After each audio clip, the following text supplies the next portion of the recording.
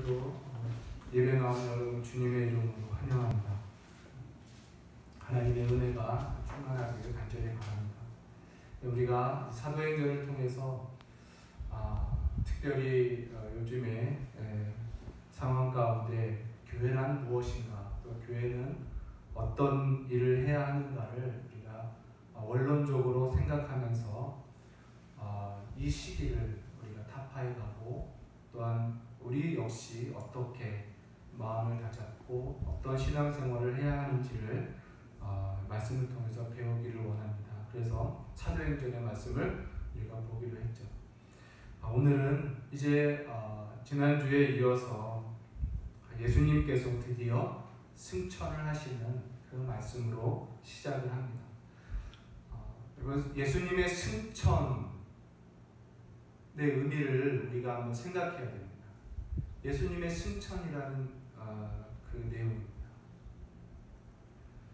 우리가 복음을 생각할 때에 예수님께서 이 땅에 사람으로 태어나신 그 성육신의 은혜를 우리는 잘 압니다. 복음의 내용 가운데 매우 중요한 교리죠. 그리고 그 예수님이 십자가에서 죽으심의 은혜가 무엇인지 우리는 잘 압니다. 그리고 그 죽음에서 다시 살아나신 그 부활, 그 부활의 능력과 영광에 대해서 우리가 압니다. 그래서 복음하면 그의 죽으심과 그의 부활, 이렇게 줄여서 이야기할 정도죠. 그런데 오늘 말씀에 이 승천이 나옵니다. 여러분, 예수님의 이제 이 부활과 함께 그 다음 하늘로 올라가시는 이 승천 사건이 또한 복음 안에서 얼마나 중요한 의미가 있는지 우리는 알아야 됩니다. 예수님께서 죽으시고 부활하심으로 끝난 것이 아니라 이제 하늘에 올라가셨다는 것. 그래서 우리가 좀 전에 예배를 시작할 때 우리의 신앙 고백하지 않았습니까? 하늘에 오르사 전능하신 하나님 우편에 앉아 계시다가 거기서 다시 산자와 죽은 자를 심판하러 오시리라. 이 신앙 고백을 우리가 했습니다. 예수님의 이 승천의 교리는, 이 진리는요, 매우 중요합니다. 예수님이 하늘로 올라가셨다라는 것은 그분의 이제 본연의 그 영광과 본연의 합당한 그 본질에 합당한 지위에 다시 오르셨다라는 뜻이에요. 예수님은 하나님이시잖아요. 그래서 모든 사역을 마치시고 하나님의 위치에 다시 오르셨다는 것입니다. 뿐만 아니라 이제 승천하셔서 이 땅에 계실 때에도 제자들과 함께 교회를 돌보시고 많은 영혼들을 치유하시고 말씀을 전파하시는 그 복음 사역을 하셨잖아요. 이제 하늘에 오르셔서 이제 우주적 권능으로 전 우주적 교회를 예수님이 친히 통치하시고 다스리신다라는 그런 의미가 있습니다. 그래서 여러분, 예수님의 승천은 교회에 있어서 기쁨이요 찬송의 내용이 되는 거예요. 예수님이 승천을 하늘로 올라가셨다라는 것만큼 우리가 그분을 찬양하고 기뻐하는 일이 없습니다. 사도행전에 보면은 하나님께서 그를 하나님의 위치로 올리시네 성령을 부어주셨다라는 말씀이 나와요. 이제 우리가 예수님을 믿고 예수님을 구주로 고백하면서 예수님에 대한 신앙 고백을 할 때 여러분, 예수님을 하나님의 자리로 높이며 찬양하며 신앙 고백하는 것이 중요합니다. 예수님을 하나님으로 찬양하는 거예요. 하나님으로 믿고 높이며 고백하는 것입니다. 그럴 때 성령의 충만을 경험합니다. 왜냐하면 예수님을 하나님으로 높이고 찬양할 때 성령이 기뻐하시기 때문이에요. 그래서 이 승천에 대한 이 교리는 우리 신자들에게 매우 중요합니다. 예수님도 친히 말씀하셨어요. 제자들에게 내가 얼마 안 있으면 내가 너희를 떠난다 말씀을 해요. 근데 제자들이 처음에 그 말씀을 이해를 못했어요. 근데 예수님이 계속 말씀합니다. 기회가 될 때마다 내가 죽고 다시 너희를 떠날 거야. 너희를 떠날 거야. 내가 가는 곳에 너희는 오지 못해. 이런 말씀을 자주 하십니다. 그러자 제자들의 마음에 성경에 보니까 근심하여 가더라라는 말씀이에요. 예수님이 자꾸 떠난다는 말씀을 들을 때마다 제자들은 근심스러웠습니다. 근데 예수님이 이렇게 말씀했어요. 요한복음에 보면 그런데 내가 실상을 너희에게 말한다. 내가 떠나는 것이 너희를 떠나는 것이 너희에게 오히려 유익이다. 이렇게 말씀해요. 그게 좋다라는 거예요.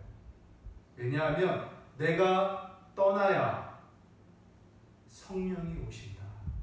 이렇게 말해요. 내가 떠나지 않으면 성령이 오시지 아니한다. 이렇게 말씀하십니다.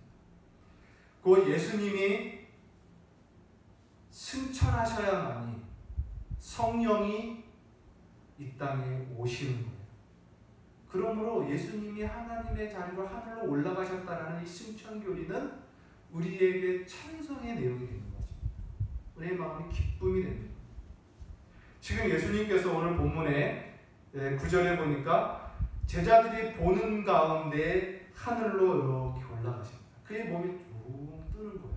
제자들이 조금 전에도 같이 얘기하셨던 분이 눈앞에서 이렇게 몸으로 올라가십니다. 하늘로 쭉 올라가십니다. 그리고 구름 사이로 높이 올라가시고 구름에 가려서 보이지 않는 거예요. 그러자 제자들이 그 하늘을 이렇게 봅니다. 여러분,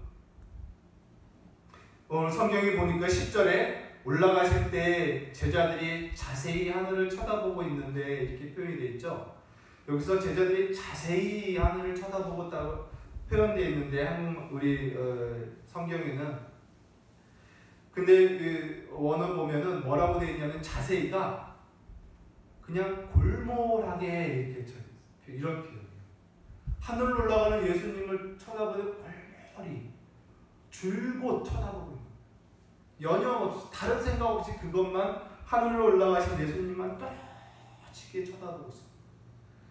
보이지 않는 하늘을 계속 예수님이 구름에 가려서 보이지도 않는데도 계속 연연없이 쳐다보고 있는 모습을 갖고 있어요. 지금 제자들이. 여러분 제자들의 마음을 한번 생각해 보죠. 제자들은 한번 실패를 경험한 사람들입니다. 지상에 계실 때 3년 반 동안 예수님과 함께 다니면서 제자들의 마음은 얼마나 충만했을까요? 모시는 스승이 가는 곳마다 유명합니다. 가는 곳마다 하나님의 권능을 행하십니다. 가는 곳마다 진리를 선포하시니 수많은 무리들이 그들이 모시는 제자들을 따릅니다. 스승의 그 놀라운 영향력 아래에 사는 제자들의 마음이 얼마나 기쁘고 뿌듯하고 자랑스러웠겠어요. 모든 것을 버리고 그 예수님을 쫓은 그 스승 예수를 쫓은 것을 참 잘했다라고 생각하면서 현염없이 예수님을 쫓아다녔을 겁니다. 그런데 그렇게 영향을 끼쳤던 존경받는 예수님이 하루아침에 사형수로 전락해요. 사람들에게 잡혀버립니다. 그리고 십자가에 달려 비참하게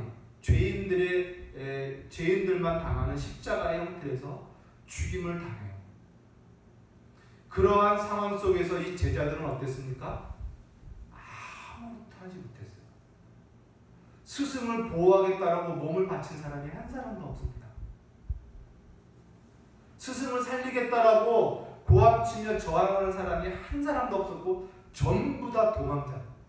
심지어는 그 스승을 부인합니다. 모른다라고 욕을 하면서까지 저주를 하면서까지 부인하는 그런 자들이에요. 그리고 스승은 실제로 죽었습니다. 그리고 무덤에 들어갔어요. 제자들이 경험하는 그들의 마음은 어떨까요? 모든 것을 올인하고 모든 기대와 소망으로 충만하여서 쫓았던 그들의 인생이 하루아침에 슬픔과 좌절과 실패로 끝나버리는 거예요. 그리고 인간적으로도 그들은 스승을 지키지 못하는 패배자로 그들은 상처가 남는 거죠. 어떠한 용기도 일어날 수가 없어요. 낙심과 절망의 상태입니다. 그런데 예수님이 부활하시고 다시 나타나죠. 그들을 다시 부르십니다. 그리고 40일 동안 부활하신 예수님이 그들과 다시 하나님의 말씀을 가르치고 깨닫게 합니다. 여러분, 제자들이 처음에는 부끄러웠을 거예요. 예수님에게 부활하신 예수님을 쳐다볼 수 없었어요. 그러나 그 예수님의 사랑스러운 눈빛에 그들의 마음은 다 치료를 받고 다시 또 한 번 새 힘과 새 희망으로 충만해져 가고 있었을 겁니다. 그런데 지금 다시 또 예수님이 그들을 떠나고 있어요. 하늘로 올라가시는 예수님을 보면서 제자들의 마음은 어떨까요? 그들은 40일 전에 그들의 전인격을 사로잡았던 패배감과 좌절과 슬픔과 상처가 다시 또 그들에게 기웃거려요. 다시 그게 올라올 것 같고 그 사로잡힐까 두려움과 그런 혼돈 가운데 그 순간 그것이 그들의 마음을 잡을 것 같아요. 그래서 아마 제자들은 예수님 그냥 가지 마시고 우리도 데려가세요 라는 마음 같았을 거예요. 그래서 아마 줄고 쳐다보지 않았을까. 주님 가신 곳에 우리도 같이 가고 싶어요. 주님이 올라서 계신 곳에 우리도 지금이라도 당장 쫓아가 같이 있고 싶어요 라는 그런 마음인 것 같아요.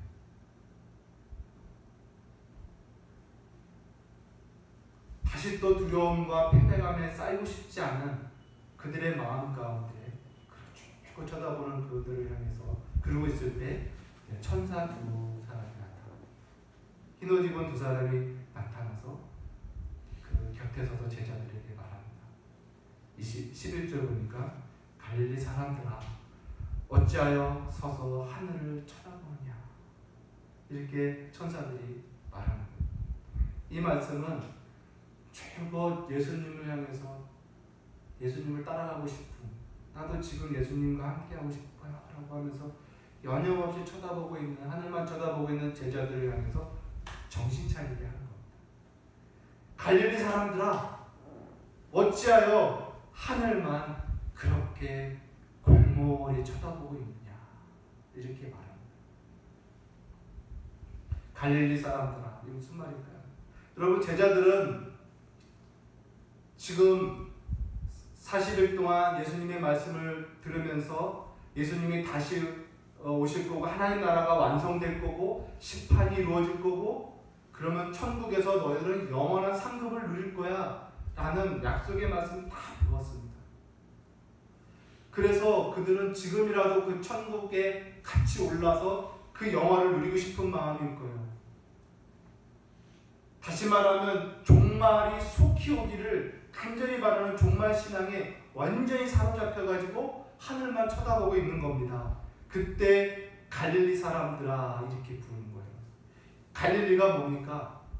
갈릴리 하늘이 아니라 제자들 너희들이 태어난 그 땅의 지역 이름이에요. 다시 말하면 갈릴리 사람들아 라는 표현은 땅에서 태어난 땅에 서 있는 사람들아 이런 의미를 이걸 깨닫게 하는 거예요. 하늘만 쳐다볼 것이 아니다 라는 의미입니다. 예수님 그 천사들이 말하는 겁니다. 왜 이렇게 쳐다보기만 하느냐? 너희 가운데 하늘로 올려지신 이 예수는 하늘로 가심을 본 그대로 다시 오시리라 이렇게 말씀해요. 즉 이 말씀은 무슨 의미냐면 너희들이 예수님을 따라가고 싶고 예수님과 함께 천국에서 영원히 살고 싶은 마음은 알겠다. 그래서 종말을 속히 기다리고 종말 신앙을 가지고 주님이 언제 오실까 하늘만 바라보는 거 알겠다. 그러나 정신 차려라. 갈릴리 사람들. 주님은 다시 오실 것이다. 그러니 다시 오실 것을 소망하면서 이 땅에서 너희가 할 일을 하면서 기다리라. 이 말씀. 이 말씀 속에 제자들의 정신이 든 거죠. 여러분, 우리 기독교 신앙 가운데 좀 전에도 말씀드렸지만 우리 종말 신앙이라는 게 있어요. 재림 신앙이라고 하죠. 우리 신앙 고백하지 아까 신앙 고백했지 않습니까? 예수님은 다시 오십니다. 그리고 산자와 죽은 자를 심판하십니다. 그리고 악인은 지옥으로, 택한 자들은 천국으로 주님이 분명히 인도하시고 하나님의 왕국이 온전히 세워질 것입니다. 이 재림 신앙을 성경은 항상 갖고 있으라고 말씀해요.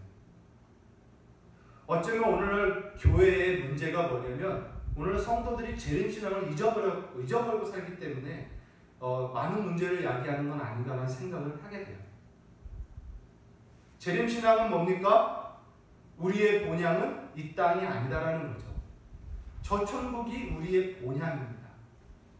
그래서 저 천국을 날마다 바라보면서 살아가는 거예요. 이 땅의 것을 연연하지 말라는 것입니다. 이 땅의 삶은 나그네와 같은 삶이다라는 거예요. 그래서 종말 신앙이 없는 사람, 하늘을 바라보지 않는 신앙이 없는 사람은 이 땅의 것에 급급합니다. 그래서 너무 이기적일 수밖에 없고 자기밖에 모르는 그런 인생을 살아가요. 신자라 할지라도 그럴 수밖에 없어요. 그러나 재림신앙을 가진 자는 이 땅의 것에 연연하지 않는 거죠. 왜냐하면 나그네니까. 지나갈 곳이기 때문이라는 거죠. 그래서 이 재림신앙은 우리 신자들에게 매우 중요한 것입니다.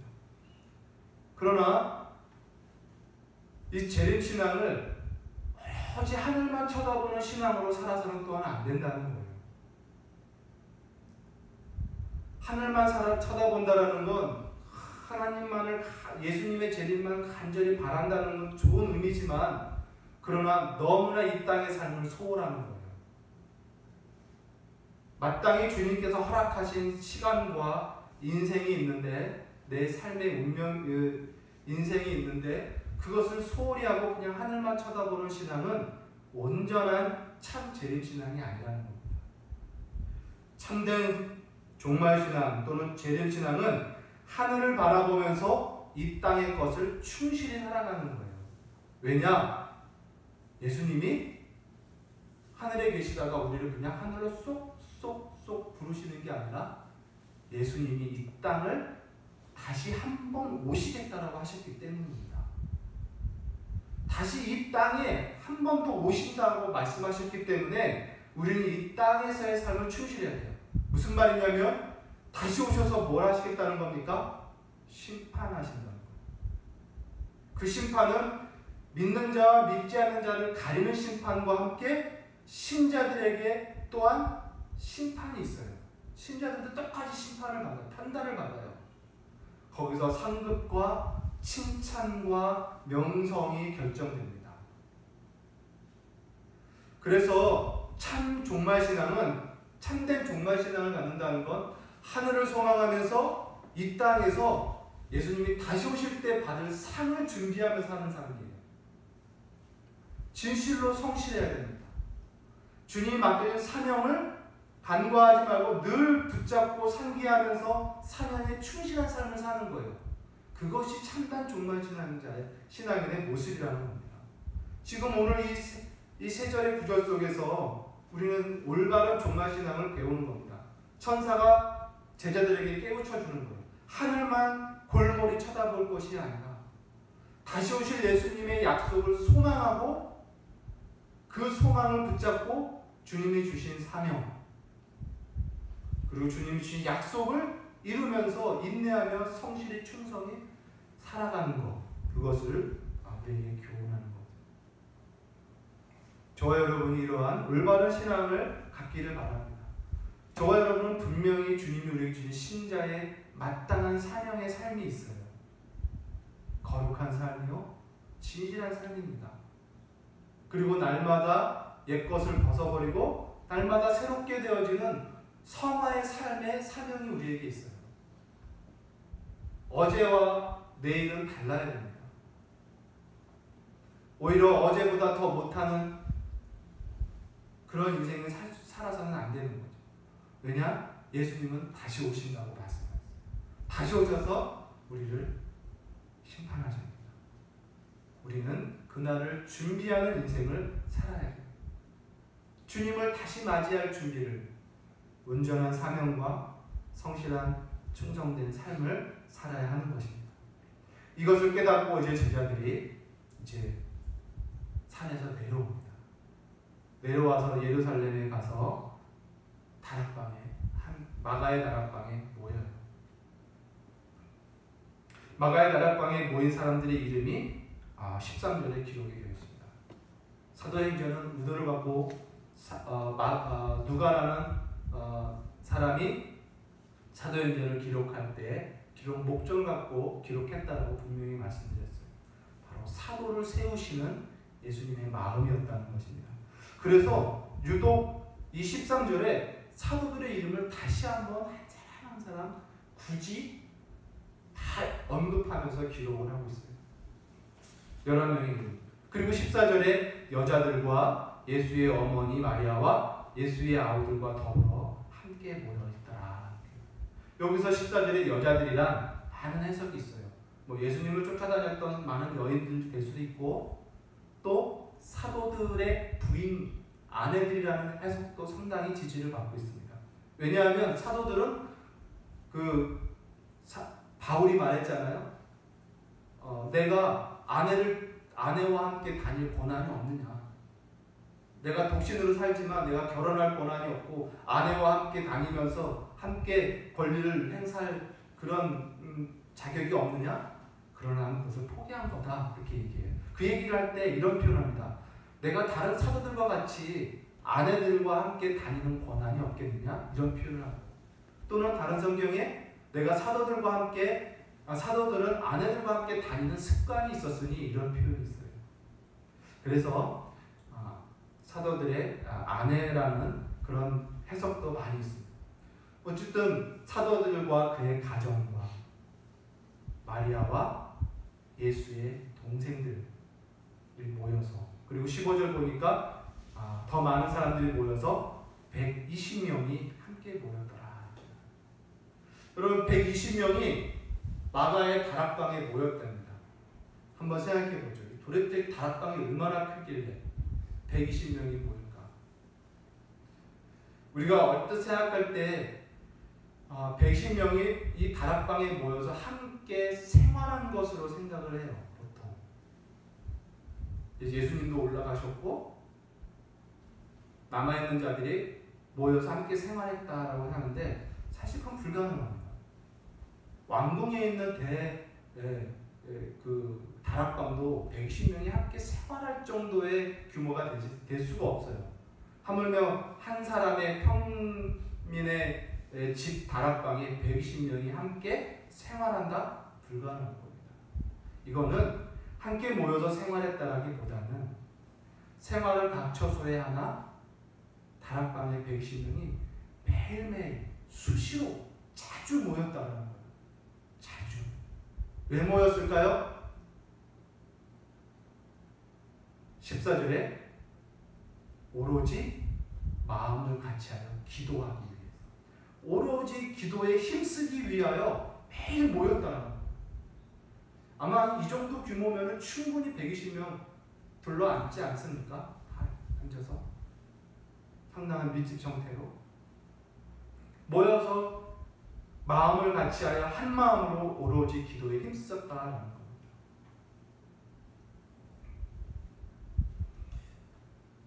여러분, 이 부분에 있어서 우리가 성경을 읽을 때 이런 상상을 해요. 이 제자들 결국 예수님도 승천하셨고 이제 당시 유대인들에게 핍박을 당하다 보니 자신들이 살아갈 삶의 터전도 이제 잃어버렸고 다시 사회에 나가서 사회인으로서 생활할 입지를 다 잃어버렸기 때문에 어쩔 수 없이 자기들끼리 모이고 자기들끼리 그냥 하나님의 약속만 기다리면서 기도하는 건 아닌가라는 그런 이미 생각을 하고 있다는 거예요. 120명이라는 사람들이 사회적으로 따돌림을 당하고 스스로 설 수 있는 입지가 사라진 상태에서 그럴 수밖에 없었다라고 생각을 합니다. 그런데 과연 그러냐는 거예요. 그렇지 않아요, 여러분. 예수님이 십자가에서 죽으실 때, 죽으시고 무덤에 계실 때 제자들이 한 일이 뭡니까? 다시 가정으로, 사회로 복귀했어요. 바로 복귀했어요. 바로 물고기 잡으며 생활했습니다. 40일이 지났고 예수님의 부활은 제자들만 알고 있는 상황이에요. 그런 상황에서 사회적으로 그들이 다시 사회로 돌아가서 자신들의 삶의 터전을 꾸리기에 그렇게 큰 어려움이 없었을 것입니다. 결코 어쩔 수 없어서 마지못해 모일 수밖에 없는 상황이 아니었다는 거예요. 그들은 각자의 생활을 타고 각 터전을 살면서 수시로 매일 끊임없이 모였다는 거예요. 왜 모였을까요? 기도하기 위해서. 저는 여기서 이런 생각을 해봐요. 이들을 이렇게까지 계속 모이게 하는 그 동력은 무엇인가? 라는 겁니다. 여기서 우리가 생각할 건 뭐냐면 이들의 자신들의 인생에 있어서의 우선순위가 무엇이었는지를 생각할 수 있어요. 이들은 똑같이 사회생활을 할 수 있었습니다. 자기 인생을 꾸려갈 수 있었습니다. 다시 시작할 수 있습니다. 그럼에도 불구하고 그러한 삶을 살면서 그들의 마음을 사로잡은 우선순위가 있었어요. 그게 뭐냐? 다시 오실 예수님에 대한 소망입니다. 그것이 그들을 사로잡았어요. 그리고 두 번째가 뭐냐면 하나님 아버지께서 주시겠다라고 약속하신 성령을 받는다는 그 약속에 대한 소망이 또 그들을 사로잡았습니다. 그것이 그들의 우선순위예요. 그리고 부담일지 뭘지 모르지만 그들의 마음속에 자리 잡고 있는 하나, 너희는 땅끝까지 이르러 내 증인이 되리라 라는 예수님의 사명, 명령이었습니다. 이 사도들과 이 120명의 사람들은요, 똑같은 인생을 살지만 이제 그들의 마음을 사로잡는 우선순위는 다릅니다. 예수님을 다시 기다립니다. 다시 오신다라는 예수님을 소망합니다. 그리고 아버지께서 부어주는 성령을 간절히 기다리는 것. 그리고 증인의 사명. 이 세 가지가 삼각구도를 이루고 이들의 전인생을 이끌어가는 사로잡힌 거예요. 그래서 이 사로잡힘 때문에 그들은 수시로 모일 수밖에 없는 겁니다. 모여서 그것을 위하여 간절히 기도한다는 거예요. 여러분, 우리는 어떻습니까? 저와 여러분의 생활의 인생의 우선순위는 뭡니까?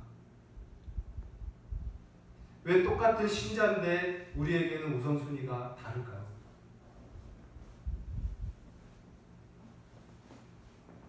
여러분, 우리도 다시 오실 예수님을 잊지 않기를 바랍니다. 그 예수님을 소망하십시오. 기대하십시오. 참된 종말신앙을 갖고 생활하십시오. 그러면서 성령의 부어주심을 간절히 바라면서 생활하세요. 그리고 여러분에게 주신 사명, 교회에 주신 사명을 소망하며 여러분 사셔야 됩니다. 이것을 위하여 오로지 기도에 힘쓰는 것. 얼마 전에 TV를 봤는데 그 TV 제목은 제 기억이 안 나요. 근데 거기에 연세대학교 철학과 교수였던 김형석 교수님이 나왔어요. 나이가 100세예요, 100세. 근데 자기는 120세까지 살 것 같다고 말씀하죠. 근데 그분의 많은 그 내용 가운데 너무나 참 유익했는데 그중에 기억나는 게 인상 깊게 남은 게 하나가 있는데 뭐냐면 그분이 중학교 졸업할 때쯤, 고등학교 1학년 때라고 하더라고요. 그때는 중학교 4학년이라고 하는데 지금은 고1인데 그때의 아버지가 불러놓고 이렇게 얘기했대요. 형서가 아버지, 사람이 가정을 위하여 생각하며 살면 그 사람은 가정만큼 큰다. 그러나 그 사람이 사회를 위하여 고민하고 생각하며 살면 그 사람은 사회만큼 큰다. 또 어떤 사람이 국가와 민족을 고민하며 그 위에서 생각하며 살면 그 사람은 국가와 민족만큼 큰다. 이런 이야기를 하셨대요. 사람이 무엇을 마음에 품고 무엇을 인생의 우선순위로 삼며 그것을 포기하지 않고 끝까지 오로지 기도하며 힘쓰며 살아가느냐에 따라 그 사람의 인생의 내용이 규정되는 거예요. 마찬가지라고 생각해요. 여러분, 결국 이들의 인생이 어떻게 됩니까? 이 120명의 인생. 이들의 직업이 뭔지도 모르고 학벌이 어느 수준인지 잘 모르겠어요. 과연 얼마나 주목받을 만한 학벌이며 그 신분인지 모르겠습니다. 그러나 이들은 전 세계를 바꿔버렸어요. 저와 여러분들 이러한 이들과 같은 굳건한 마음이 우리 가운데 있기를 바랍니다. 이제 이들이 이렇게 모여서 기도에 전념하는 중에 갑자기 베드로가 벌떡 일어납니다. 일어나면서 이런 이야기를 해요.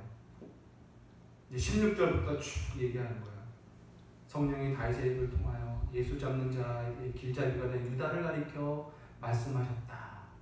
성경대로 응하였다라고. 여러분, 이 대목을 보면서 많은 이야기를 할 수 있지만 왜 가룟 유다의 자리를 왜 충원하시는가 라는 거예요. 예수님께서 12사도를 뽑았고 그 중에 한 명은 예수님 타는 가룟 유다로 전락했잖아요. 그 가룟 유다의 자리를 왜 하나님은 섭리 가운데 굳이 충원하실까라는 거예요. 앞으로 사도 바울도 나타날 것이고 누가라는 훌륭한 사도들도 나타날 건데 사도와 같은 사람들이 나타날 건데 왜 이 순간 이 자리에 왜 그 자리를 충원할까? 그것도 마띠아라는 이름 한 번만 딱 기록한 이 사람. 왜 이것이 교회에 무슨 의미를 주는가라는. 여러분, 여기서 우리는 교회를 이해할 수 있습니다. 하나님의 마음과 하나님 나라를 이해할 수 있어요.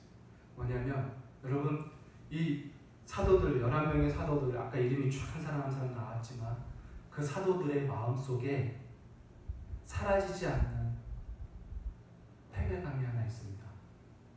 아까도 말씀드렸지만 예수님을 부인하고 예수님을 위해서 저항하지 않고 다 버려 도망갔던 그런 패배감도 있지만 12명이라는 자기 멤버십 가운데 한 명이 예수님을 팔아버리는 가장 큰 죄악을 짓는 것을 자신들의 무리 가운데서 한 사람이 그것을 범한 거예요. 이 사도들은 자신들의 12사도라는 이름을 걸고 행사하면서 항상 그게 꼬리표로 남아있을 거예요. 너희들 중에 한 명은 너희 스스로 팔아버렸잖아. 여러분, 이 고통과 이 상처와 이 아픔, 이 실패, 여러분 이거 얼마나 클까요?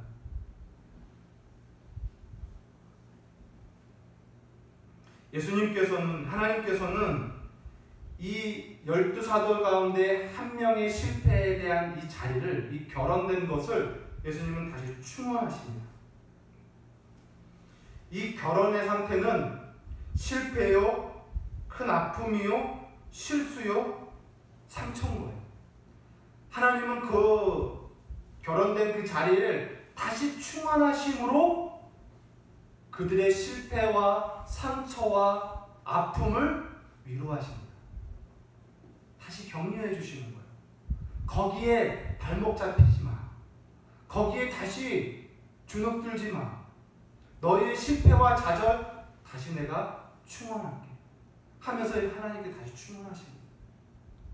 물론 가룟 유다에 대한 아픈 기억은 지워지지 않을 겁니다. 그러나 거기에 매이지 않도록 주님께서 위로와 격려와 회복을 주시는 거예요. 다시 말하면 새롭게 하시는 거예요. 새롭게. 이게 하나님 나라의 원리입니다.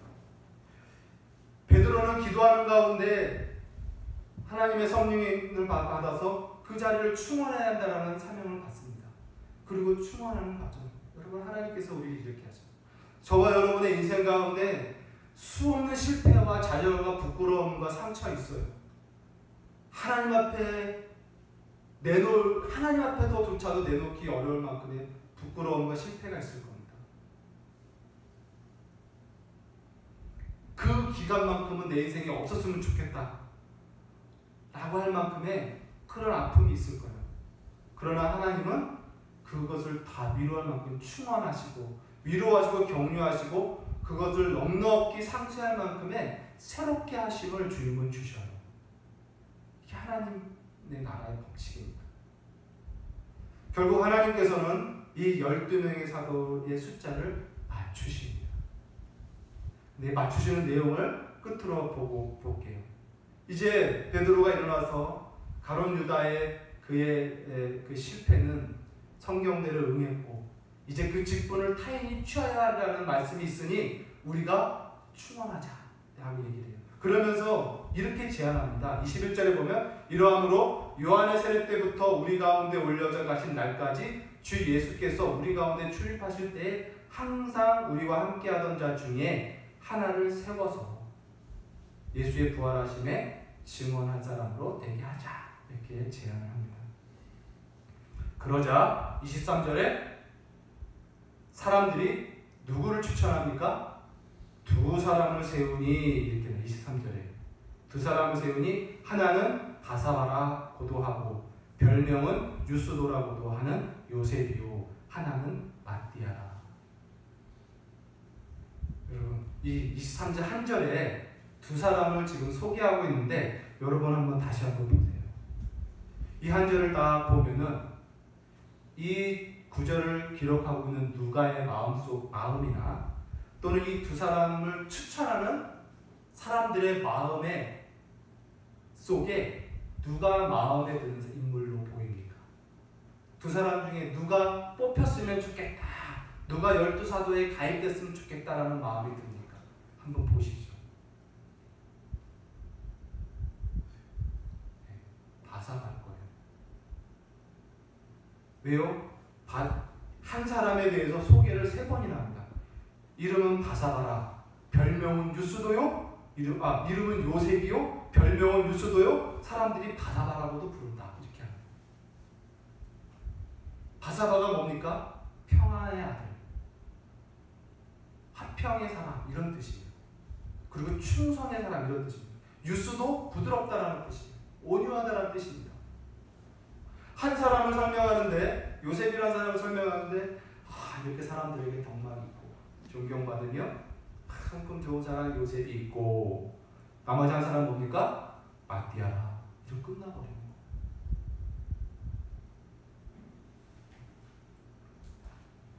사람들의 평판 속에는 요셉이 뽑혔으면 좋겠어요. 요셉이 마땅한 사람 같아 보입니다. 너무나 훌륭합니다. 인격적으로, 성령의 충만함으로, 지식으로, 영향력으로. 그런데 누가 뽑힙니까? 24절에 보니까 그들이 기도하여 이르되 뭇사람의 마음을 아시는 주여. 이 두 사람 중에 누가 주님께 택하신 바 되어 봉사와 및 사도의 직무를 대신할 자인지 보이시옵소서. 이렇게 기도하고 제비를 뽑습니다. 그랬더니 마띠아가 뽑혔더라. 그리고 마띠아는 11사도의 수에 가입되었더라. 여러분 어쩌면 교회 역사 속에 실제적으로 교회 역사 속에 마띠아의 사역이 성경에 나와 있지 않아요. 전래되어지는 내용도 그렇게 많지 않습니다. 그러나 이 바사바는 어떤 사람은 바나바라고도 얘기할 정도로 바사바의 사역은 분명히 많이 있었을 것 같아요. 근데 교회 역사적으로 볼 때 바사바라는 사람이 더 많은 사역을 하고 영향을 분명히 끼칠 수도 있어요. 그러나 12사도가 된다라는, 사도 중에 이름에 가입된다라는 이 영예로움은 바사바가 아니라 마띠아가 얻었습니다. 이 12사도에 대한 이야기 여러분에게 늘 얘기 들었고, 이거는 항존직이 아니라 비상직이에요. 초대교회 때 성경에 기록하기 전에만 존재했던 하나님의 특별히 세우신 하나님의 입들이었습니다. 하나님의 입들. 그러한 영예를 마띠아라는 사람이 얻었어요. 그의 사역의 내용과 상관없이. 이것이 하나님의 일하시는 방법이에요. 여러분, 사람의 평판이 중요한 것이 아니라 하나님의 평판이 중요합니다. 판단이 중요합니다. 우리는 육신의 눈으로 사람을 판단할 수밖에 없어요. 아무리 영적인 해석을 갖고 본다 할지라도 결국 우리는 유한합니다. 그래서 우리는 외모를 보고, 육체를 보고, 그의 사역을 보고, 그의 업적을 보고, 그의 인간 됨됨이를 보고 판단합니다. 그러나 하나님은 뭐래요? 그것보다 더 깊은 중심을 보십니다. 깊은 중심을 보시고 주님이 택하십니다. 물론 마띠아가 더 훌륭했다, 중심이 더 훌륭했다, 바나바가 마띠아보다 중심이 훌륭하지 않았다, 이렇게 그렇게 결론 지을 내용은 아니에요. 주님이 보셨다라는 것은 12사도에 가입할 인물이라는 그런 차원의 의미지, 더 훌륭하다, 덜 훌륭하다라는 차원은 분명히 아닙니다.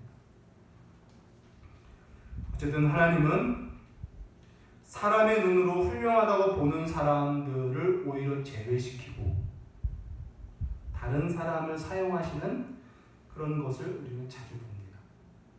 교회 안에서. 이것이 하나님의 일하신 방법이에요. 그러므로 여러분, 우리는 끝까지 겸손해야 됩니다. 끝까지 겸손하고 항상 겸손해야 돼요. 말씀을 냈습니다. 오늘 말씀을 통해서, 본문을 통해서 사도들 또한 120명의 문도들의 마음을 사로잡게 했던, 그들의 우선순위로 삼게 됐던 예수님이 이 땅에 다시 오신다는 이 약속과 성령을 우리에게 충만히 부어주신다는 이 약속을 여러분의 우선순위의 사명으로 삼으십시오. 그리고 신자에게 맡겨진 사명, 마땅한 본분, 증인의 삶의 사명을 사는 것을, 이 세 가지가 여러분의 삼각구도가 되어서 여러분의 인생을 이끌어가고 여러분의 기도 제목이 돼요. 여러분의 신앙의 내용을 규정해 줄 수 있을 것으로 될 수 있도록 삼으시기를 바랍니다.